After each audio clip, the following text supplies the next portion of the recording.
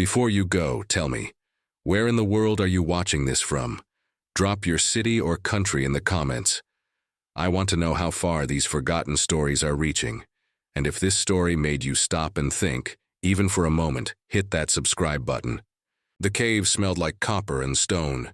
It was February 1944, and the air inside the makeshift aid station beneath Monte Cassino tasted of blood, wet rock, and something worse, the thick, sour stench of men dying faster than anyone could count them. Thomas Brennan knelt in the dark, his hands slick with someone else's insides. Around him, the world had collapsed into noise.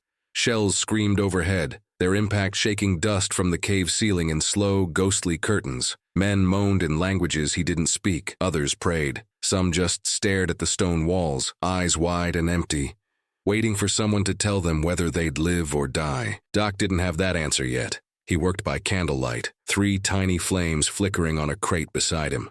His uniform was soaked through, not from rain, but from the blood of the 37 men he'd already treated that night. 37. He'd stopped counting after that. There were too many wounds, too many voices calling his name. "Doc, over here! Medic! Jesus Christ, medic! Aiuto me, please! Aiuto me!" The Italian voice cut through the chaos. A young soldier, no older than 19, lay on a stretcher near the cave mouth. His leg was gone below the knee, the stump wrapped in a belt tourniquet that was already soaking through. His eyes found Doc's, wide with terror and fading hope.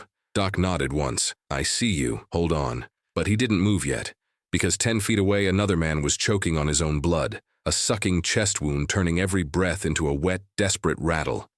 And beyond him, a third soldier lay face down, shrapnel buried so deep in his back that Doc could see the gleam of metal through torn flesh. 3 men, 3 wounds, 3 different chances of survival, and only 1 medic. This was Triage. Doc reached into his jacket pocket, feeling for the small metal object he always carried, a saint, Christopher medal his mother had given him before he shipped out. It was caked in dried blood now, the silver barely visible beneath the rust-brown stain. He didn't pray, he just held it for a second, let the cold metal ground him, then stuffed it back and made his choice.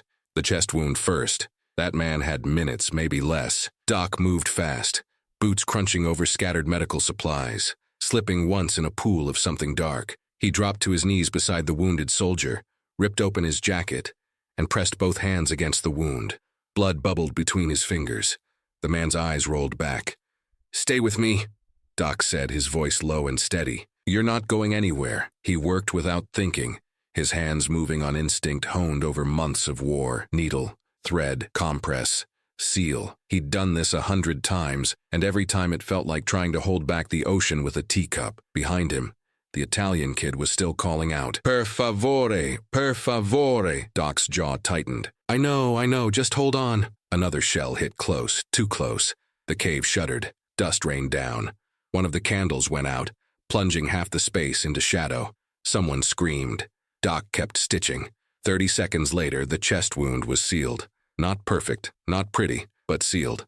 "Next," Doc muttered, already moving. He reached the Italian soldier just as the boy's eyes started to flutter. The tourniquet was failing. Doc tore it off, replaced it with a fresh one made from parachute cord, pulled it so tight the kid gasped and jerked upright. "Easy," Doc said, one hand on the boy's shoulder.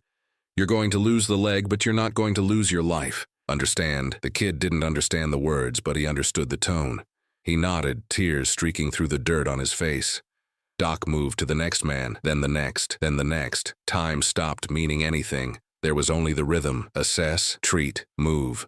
Assess, treat, move. His hands were shaking now, not from fear but from exhaustion. He hadn't slept in 36 hours, hadn't eaten in 12, but he kept going because stopping meant dying. For him, for them, for everyone in this God-forsaken hole in the ground. And then the stretcher-bearers arrived.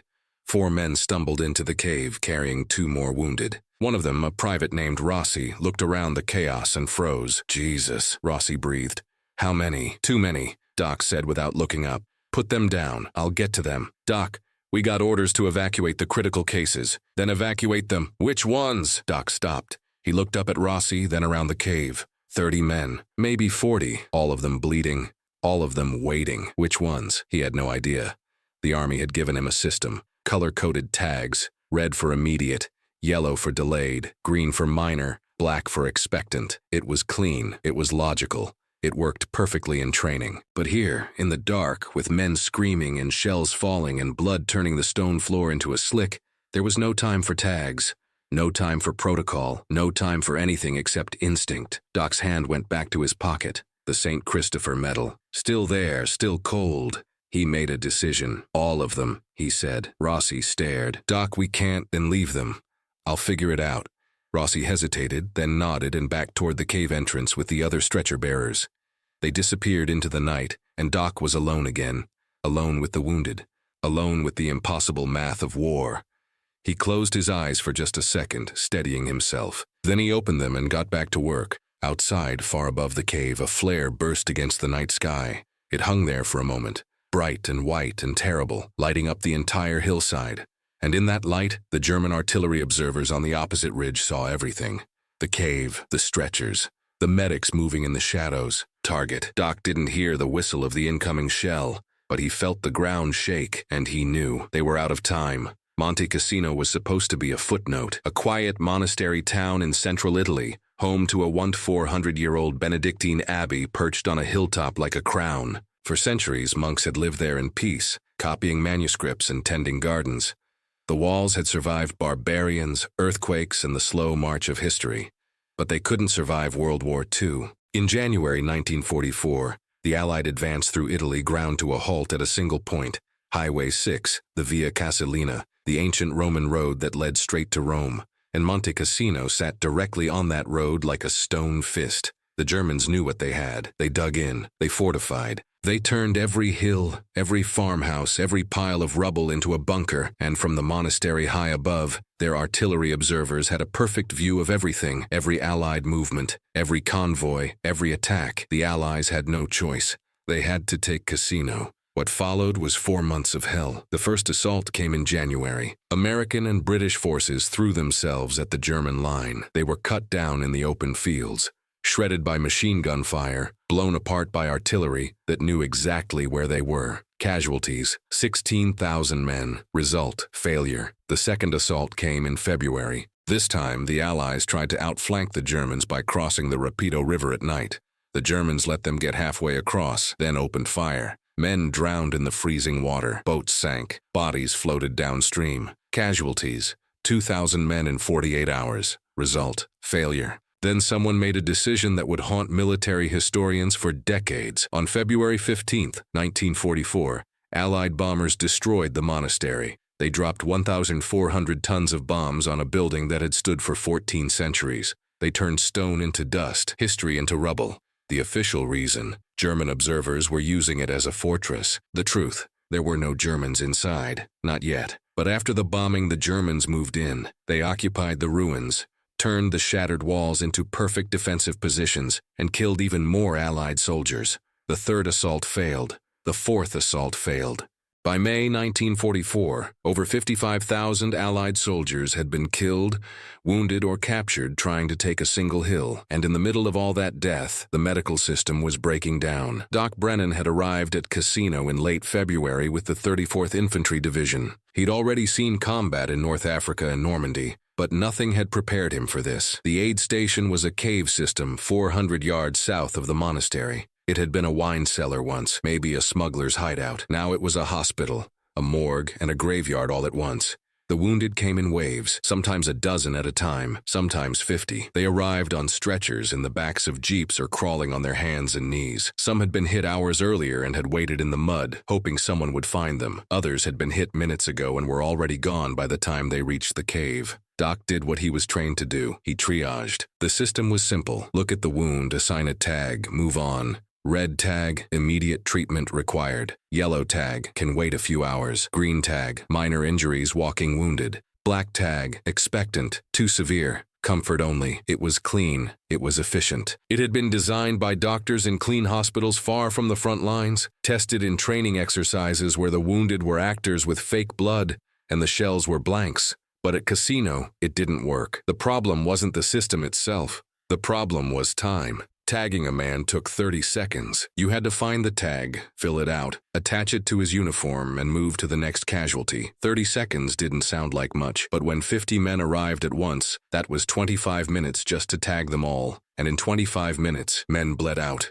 Men suffocated, men died waiting. Doc saw it happen over and over. A soldier would come in with a survivable wound, treatable, fixable.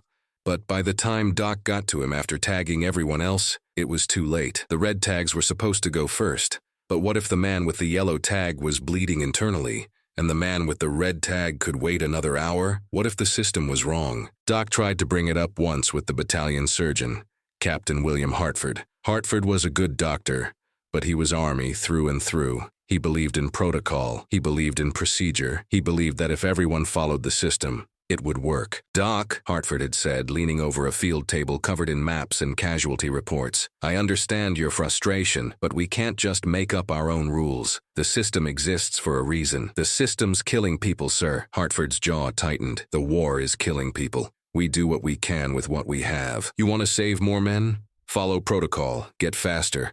Train your crew better, but don't start improvising out there." That conversation had happened 3 weeks ago. Since then, Doc had tagged 312 men. 47 of them had died waiting for treatment. He kept a list, names, wounds, times. He didn't know why. Maybe because someone needed to remember, maybe because it felt like evidence. One night, while digging through a supply crate for more tags, Doc found something tucked at the bottom, a folded piece of paper, typewritten, stamped with an official seal. It was a memo from Division Headquarters dated January 1944. The subject line read, "Triage Efficiency Standards, Acceptable Loss Projections." Doc unfolded it slowly, his hands still stained with the blood of the man he'd just lost. The memo was clinical, cold. It listed percentages, projections, and survival rates. It calculated how many men could be saved under ideal conditions, how many would be lost under combat conditions, how many deaths were considered acceptable in the name of operational efficiency. There was a line near the bottom that made Doc's stomach turn. "Expectant category casualties are not prioritized for evacuation due to resource constraints. Comfort measures only. Estimated survival rate, 2 to 4%. They knew. The Army knew the system wasn't saving everyone. They knew men were dying in the expectant category who might have lived with faster treatment, and they had decided it was acceptable. Doc stared at that memo for a long time. Then he folded it carefully, slipped it into his jacket pocket next to the St. Christopher medal, and walked back into the cave. The wounded were still there, still bleeding, still waiting. And Doc made a decision. If the system wouldn't save them, he'd find one that would, even if it meant breaking every rule in the book. Thomas Brennan wasn't supposed to be a medic. He was supposed to be underground. He grew up in Beckley, West Virginia, in a town where the coal mine owned everything: the houses, the store, the church, even the air you breathed. His father, Charles, had worked the mines since he was 14. His grandfather before him, his uncles, his cousins, half the men in town. It was the kind of place where your future was decided the day you were born. By the time Tom was 12, he knew how to handle a pickaxe, how to read a seam of coal by the color of the rock, and how to stay calm when the lights went out 1,000 feet below the earth. But what he remembered most wasn't the coal, it was the blood. Erie summer, 1931, Beckley, West Virginia. Tom was 14 years old when the accident happened. It was a Tuesday, hot, the kind of heat that made the air shimmer over the dirt roads. His father had gone down into the mine at dawn with the rest of the crew. Tom stayed above ground, helping his mother hang laundry and trying not to think about the darkness waiting for him when he turned 16. Then the whistle blew. 3 short blasts, the emergency signal. Tom ran. By the time he reached the mine entrance, a crowd had already gathered. Women clutching shawls, children crying, men shouting orders no one could hear over the chaos. Black smoke poured from the shaft like a chimney. "Cave in," someone said. "Section 4. Tom's father was in Section 4. He didn't think. He just moved. He grabbed a lantern from a supply shed, ignored the foreman's shouts, and ran down into the mine. The air was thick with dust. The walls groaned.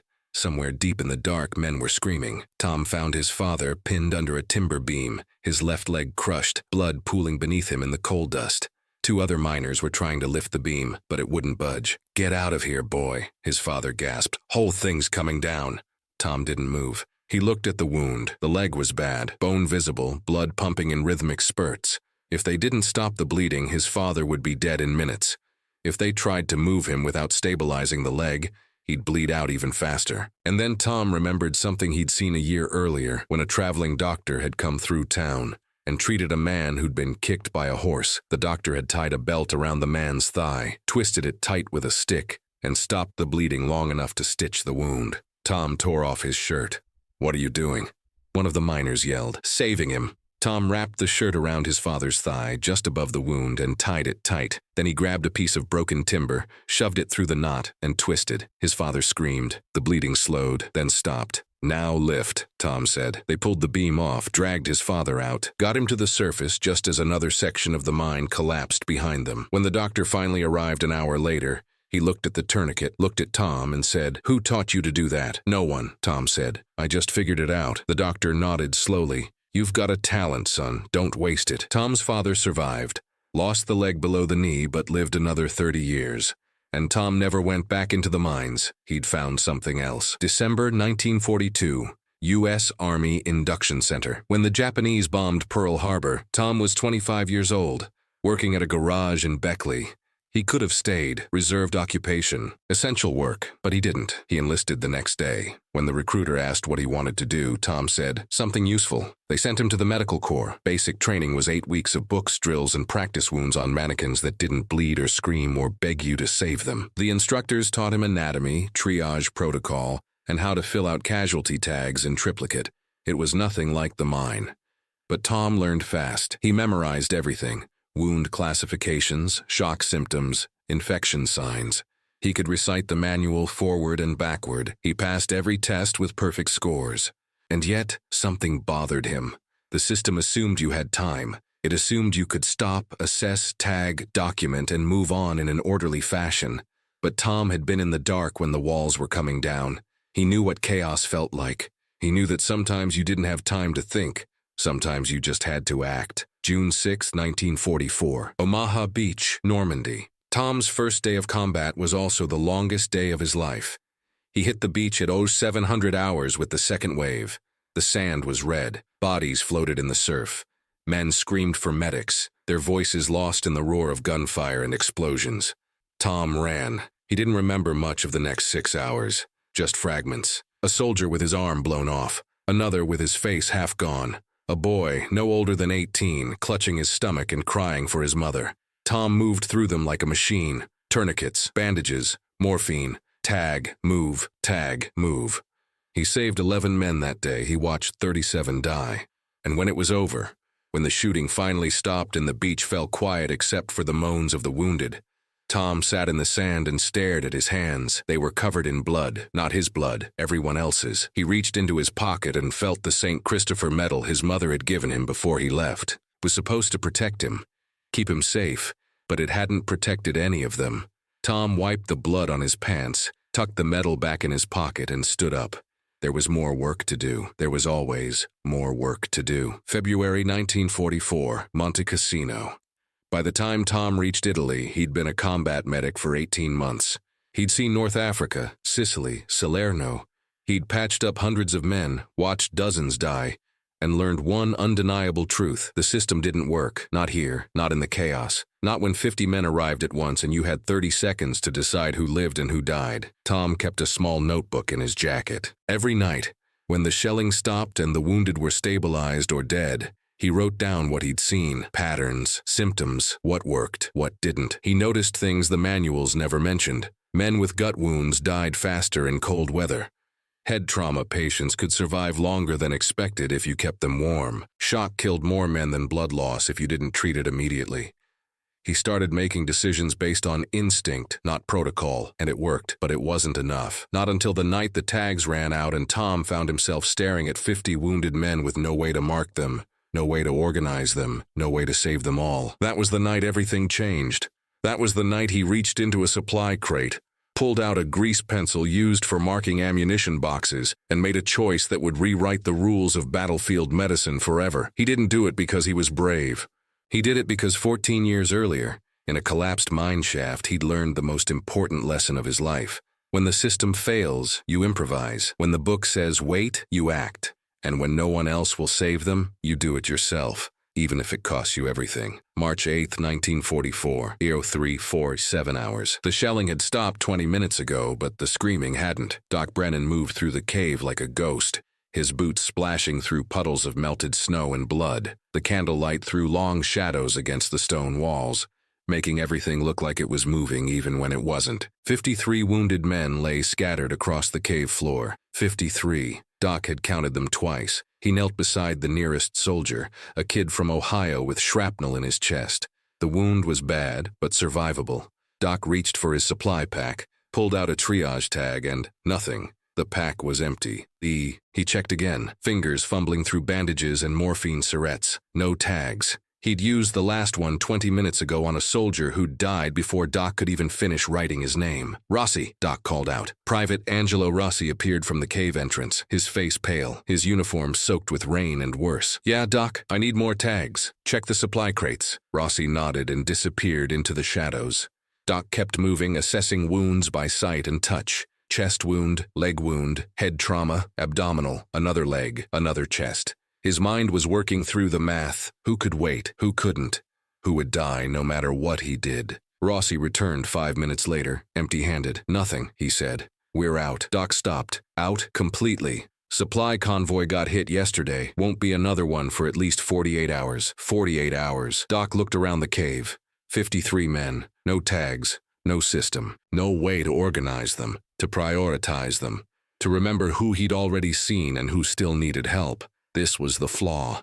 The system assumed you'd always have supplies. It assumed the tags would always be there. It assumed order in the middle of chaos, but chaos didn't care about assumptions. Doc's hand went to his pocket, felt the folded memo he'd found days earlier. Acceptable loss projections. He'd memorized every word. The army had calculated this. They knew supplies would run out. They knew men would die waiting, and they decided it was acceptable. Doc pulled his hand out of his pocket, and something came with it. A grease pencil, black, waxy, about 4 inches long. He'd picked it up weeks ago from a supply crate, the kind of pencil used to mark ammunition boxes and equipment. It had been sitting in his pocket ever since, forgotten. He stared at it. Then he looked at the soldier in front of him, the kid from Ohio with the chest wound. Doc made a decision. He uncapped the pencil, leaned forward, and drew a circle on the soldier's forehead, just above the eyebrows. Simple, clear. Visible even in the dim candlelight. The soldier blinked. "Doc, what?" "Hold still," Doc said. Then he wrote 4 numbers beside the circle. 347, the time. He moved to the next man. Leg wound, stable. Doc drew a horizontal line on his forehead. Next man, gut shot, internal bleeding, minutes left. Doc drew an X. He moved faster now, his hand steady despite the exhaustion. Circle, line, X, circle, line, X.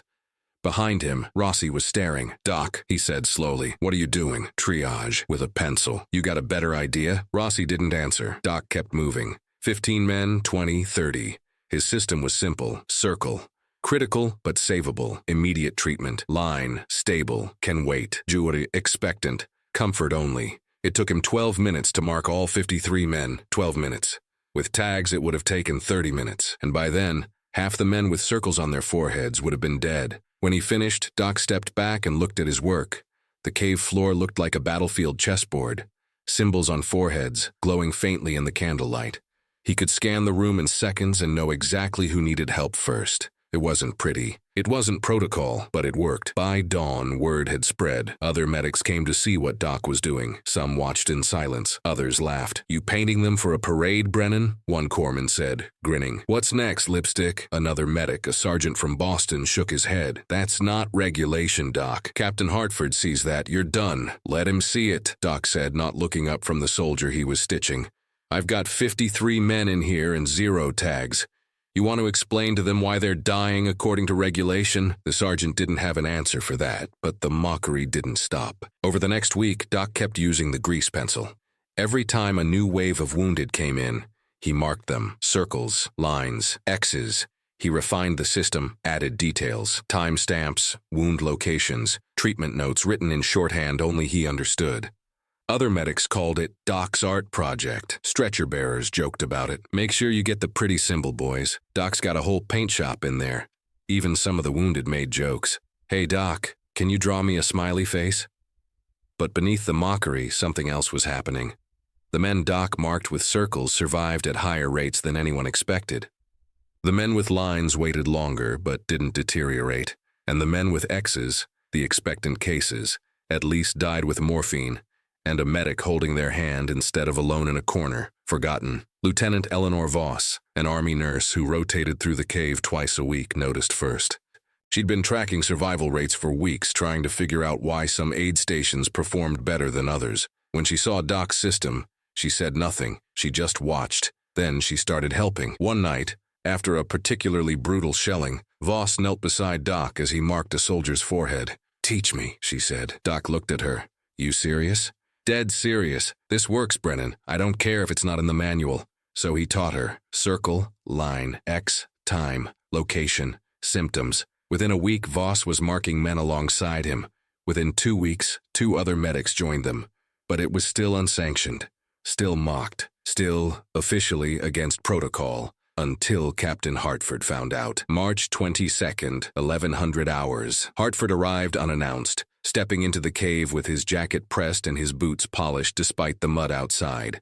He looked around, his face unreadable. Then he saw them, rows of wounded men, symbols on their foreheads, a grease pencil in Doc's hand. Hartford's jaw tightened. "Brennan," he said, his voice cold. "What the hell is this?" Doc stood, wiping his hands on a rag. "Triage, sir. This is not triage. This is vandalism. It's saving lives. It's unsanitary, it's unmilitary, and it's unauthorized."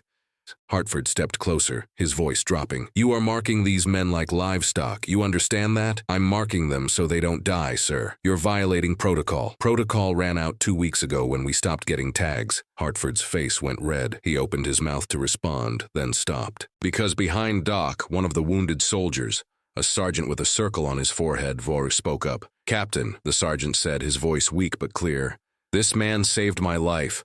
I don't care if he painted a damn rainbow on my face. He saved me." Another voice joined in, then another.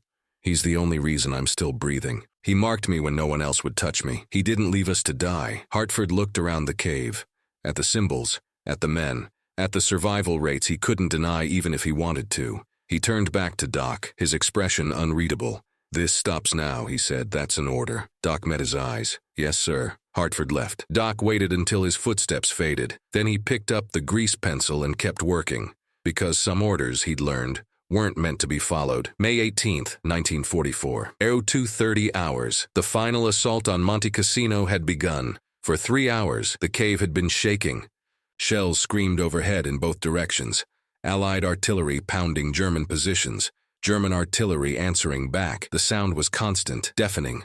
A rolling thunder that never stopped, and then the wounded started arriving. They came in faster than Doc had ever seen. Stretcher after stretcher, some carried by medics, others dragged in by their own comrades.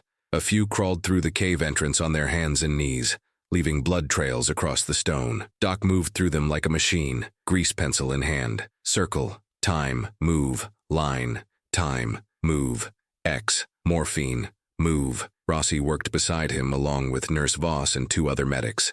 They'd all learned the system now. They marked in silence, each understanding what the symbols meant, each carrying the weight of those decisions. By 0300, they'd processed 40 men. Then, the Germans arrived. The stretcher bearers came in carrying 2 wounded soldiers, but these men weren't wearing American uniforms. They were wearing gray. Wehrmacht. POWs, one of the bearers said, setting down a stretcher. "Pick them up near the monastery. They surrendered. We got orders to treat them." Doc looked down. The first German soldier was young, maybe 20, with a leg wound that had soaked through the makeshift bandage. The second was older, mid-40s, with a sucking chest wound and minutes left. Both were conscious. Both watched Doc with the same exhausted fear he saw in every wounded man's eyes. Behind him, someone spat. "You gotta be kidding me." Doc turned. It was Corporal Hayes, one of the stretcher bearers, his face twisted with anger. "We're treating them now? After what they did to us?" "Hayes, my whole squad got cut down yesterday by their machine guns. You want me to carry these bastards while our guys are bleeding out?" Doc looked around the cave. 23 wounded Americans, 2 wounded Germans, all of them in pain, all of them waiting. He made a decision. "Put them down," Doc said. "I'll get to them." Hayes stared. "You serious?" "Orders are orders. They're POWs. They get treatment. Not before our guys. I'll decide the order. Now move." Hayes looked like he wanted to argue, but something in Doc's voice stopped him. He dropped the stretcher and walked away, muttering curses in Italian. Doc knelt beside the first German soldier, the one with the leg wound. He pulled out his grease pencil. The soldier flinched. Doc paused. Then, slowly, deliberately, he drew a circle on the man's forehead. The German's eyes widened. He didn't understand the symbol, but he understood the gesture. Treatment, not abandonment. Doc moved to the second German, the one with the chest wound. He assessed it quickly. Penetrating trauma, collapsed lung, blood filling the chest cavity. Even with immediate surgery, his chances were maybe 20%. Doc looked at the man's face, pale, sweating, breathing in short, desperate gasps. He drew an X. The German soldier understood that one. His eyes closed. Doc placed a hand on his shoulder. "I'm sorry," he said in English, knowing the man probably didn't understand. Then he injected morphine, enough to ease the pain, and moved on. By Oro 400, the cave was overflowing. 73 men now. Americans, British, even 2 Canadians, and 6 Germans. Doc had marked them all. His system didn't distinguish nationality. Circle, line, or X. Wound severity, survivability, time, that was all that mattered. But not everyone agreed. Captain Hartford appeared at 0430, stepping over bodies to reach Doc. His uniform was splattered with mud and blood. His face was drawn, exhausted. "Brennan," he said, "we need to talk." Doc didn't look up from the soldier he was stitching. "Not now, sir." "Yes, now." Hartford grabbed Doc's shoulder, forcing him to turn. "I've got a colonel outside asking why we're using critical supplies on enemy prisoners. Because they're wounded. They're the enemy. They're patients." Hartford's jaw clenched. "We have limited morphine, limited plasma, limited everything. And you're giving it to Germans while American boys wait?" Doc stood, meeting Hartford's eyes. "I'm giving it based on triage. Circle, line, X. That's the system. You want to change it, you do the marking. This isn't about your damn symbols," a voice interrupted, weak but clear. "Captain." Both men turned. The voice belonged to Sergeant Jack Molina, lying on a stretcher near the cave wall. He had a circle on his forehead and a bandage wrapped around his chest. He'd been shot 3 hours ago, covering a retreat. "Sir," Molina said, his breath labored. "Doc saved my life tonight. He didn't ask if I was worth saving. He didn't check my rank. He just looked at the wound and made the call. That's all he's doing with them." Hartford stared at Molina. "Sergeant, I don't like them either," Molina continued. "They killed half my platoon yesterday. But if we stop treating wounded because of the uniform, we're no better than they are." The cave went quiet. Hartford looked around, at the wounded, at the symbols on their foreheads, at the Germans lying among the Americans, all of them marked with the same brutal honesty. He exhaled slowly. "Continue your work, Brennan," he said finally. Then he turned and walked out. At 0530, something happened that no one expected. Another group of stretcher bearers arrived, carrying 2 more wounded. But this time one of them wasn't a soldier. It was a medic, German, Red Cross armband still visible beneath the dirt and blood. His name, they'd learn later, was Klaus Schmidt. He'd been captured trying to treat his own men under fire. He had shrapnel in his shoulder and a concussion, but he was conscious, alert, and trained. Doc marked him with a line, stable, could wait. But Schmidt didn't wait. As Doc moved through the cave, treating the circle-marked men first, Schmidt watched. And then, slowly, painfully, he stood up. He walked over to Doc. "Ich kann helfen," Schmidt said. "I can help." Doc turned, grease pencil still in hand. He looked at the German medic, at the red cross on his arm, at the desperate earnestness in his eyes. Then Doc did something that would have gotten him court-martialed in any other circumstance. He handed Schmidt the grease pencil. "Circle," Doc said, pointing to his own forehead. "Critical, line, stable, X, expectant." Schmidt nodded. He understood. For the next 2 hours, an American medic and a German medic worked side by side in a cave beneath Monte Cassino. They didn't speak the same language. They'd been trying to kill each other days earlier. But they both understood wounds. They both understood triage.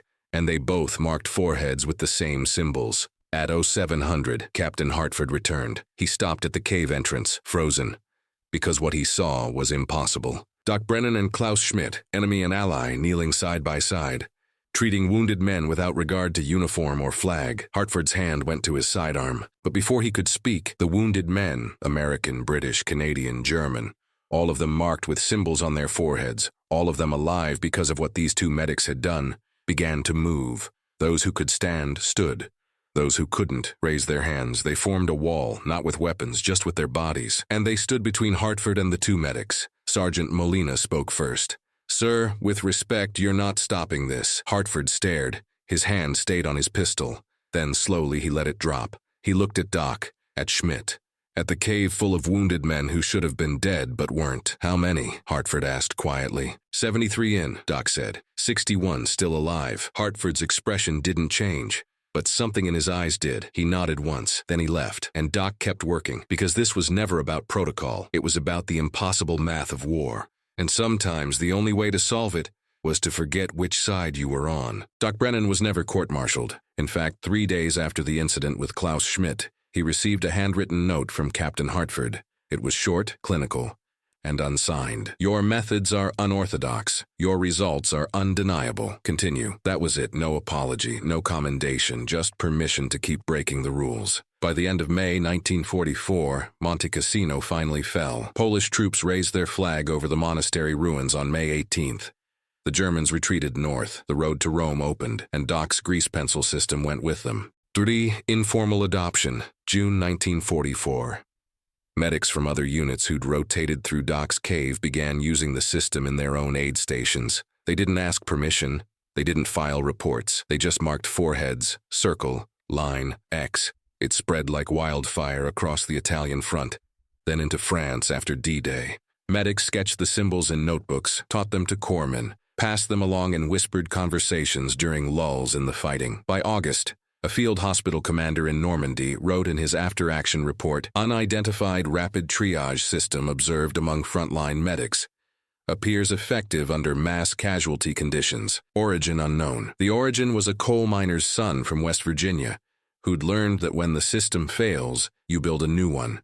Official recognition, 1947. 2 years after the war ended, a military medical conference in Washington, D.C. featured a presentation titled Field Expedient Triage, Lessons from the Italian Campaign. Buried in the footnotes was a reference. Visual marking system. Brennan, 1944, demonstrated 60–70% survival improvement in high-volume trauma scenarios. Doc's name appeared once in a footnote. No photograph, no interview, no medal ceremony, but the system was real. And by 1952, NATO field manuals included a section on rapid visual triage markers for use when standard materials were unavailable. They didn't call it the Brennan Code, but every medic who read that manual was using something Doc had invented in the dark with a grease pencil in desperation. Demoseki, the question that haunted him. Doc returned to West Virginia in October 1945. He married his high school sweetheart, Ruth. He took a job as a school nurse in Beckley, the same town where he'd grown up. He never talked about the war, not to Ruth, not to his 2 sons, not to anyone. But at night sometimes he'd wake up and reach for his jacket pocket, feeling for the St. Christopher medal. It was still there, still stained with blood that wouldn't wash off no matter how many times he tried. And he'd think about the men he'd marked with an X, the expectant cases, the ones he'd given morphine and last rites but no treatment. Did he make the right choice? Could he have saved more? In 1967, a military historian tracked Doc down, doing research on battlefield medicine in World War II. He asked Doc about the grease pencil system. Doc was 50 years old then, gray-haired, soft-spoken, wearing a cardigan his wife had knitted. "Why did you do it?" the historian asked. Doc thought for a long moment. Then he said, "I didn't do it to be a hero. I did it because the tags ran out and men were dying while I was trying to remember who I'd already seen. The grease pencil was just there. It worked, so I kept using it. But you broke protocol. Protocol was killing people." Doc looked down at his hands, the same hands that had marked hundreds of foreheads. "I figured if I was going to lose my career, I'd rather lose it trying to save someone than following rules that didn't work." The historian nodded. "Do you regret it?" Doc was quiet then. "I regret every man I marked with an X, every single one. But I don't regret the system. It saved more than it lost. And in war, that's the best you can hope for." The photograph, 1987. 43 years after Monte Cassino, a researcher at the National Archives discovered a photograph tucked inside a casualty report from May 1944. It showed the interior of a cave, rows of wounded soldiers lying on stretchers, and on every forehead clear as day, symbols drawn in black grease, circles, lines, X's. In the center of the photograph stood a young medic, grease pencil in hand, face exhausted but determined. The caption, handwritten on the back, read, "The Monastery Miracle, Unknown Medic, Cassino, May 44. The researcher tracked down the unit roster, cross-referenced names, and finally identified him. Thomas Brennan, West Virginia, deceased, 1994. When they contacted his family, His son found something in his father's belongings, a small wooden box containing a grease pencil, a blood-stained St. Christopher medal, and a folded piece of paper. The memo about acceptable losses, Doc had kept it his entire life. The final question. Today, rapid triage systems are standard in disaster medicine, combat zones, and mass casualty events. Medics around the world use color codes, symbols, and visual markers to save lives when time runs out and chaos reigns. Most don't know where it started, but it started in a cave, with a man who refused to accept that some deaths were inevitable, just because the system said so. Doc Brennan never asked for recognition. He never wanted statues or parades. He just wanted to do his job, and when the job became impossible, he made it possible. So here's the question he'd ask you. If he were still alive, if you were dying on a battlefield, and the system said you weren't worth saving, would you want a medic who followed the rules, or one who broke them to give you a chance? Because sometimes the difference between life and death isn't courage or skill. It's a grease pencil and the refusal to give up. If this story left you stunned, you're going to be absolutely blown away by what you're about to see next.